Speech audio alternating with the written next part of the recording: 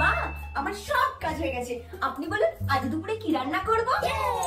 তুমি রান্না করলে খাওয়া যাবে তো? মা, আচ্ছা বাবা, আচ্ছা ঠিক আছে। তাহলে তুমি আজকে বানাবে আলু পোস্ত করো, আর ফ্রিজে মোটা মাছ আছে তো মোটা মাছের একটু টক করো। আর তোমার বাবা জানো তো ডাল ছাড়া ভাত খেতে পারে না, তা একটু মুগ ডাল আর পটল ভাজা। ওকে মা, সব রান্না হয়ে গেছে। রান্না হয়ে গেছে? বাবা, বেলা তো ভাই হয়ে এলো। তুমি ভাতটা বাড়ো, আমি এক্ষুনি আসছি। ভাতটা কোথায় রাখা আছে মা? রান্নাঘরেই হবে, তাছাড়া আবার কোথায় হবে? রান্নাঘরে? দাঁড়ান দাঁড়ান। মা, রান্নাঘরে তো ভাত নেই। তুমি রান্না করে ভাতটা কোথায় রেখেছো শুনি? মা, আপনি তো আমাকে ভাত করতে বলেননি। আপনি আমাকে বলেছিলেন আলু পোস্ত, মাছের টক আর বাবার জন্য মুগ ডাল আর পটল ভাজা করতে। আমি তো ভাত করিনি।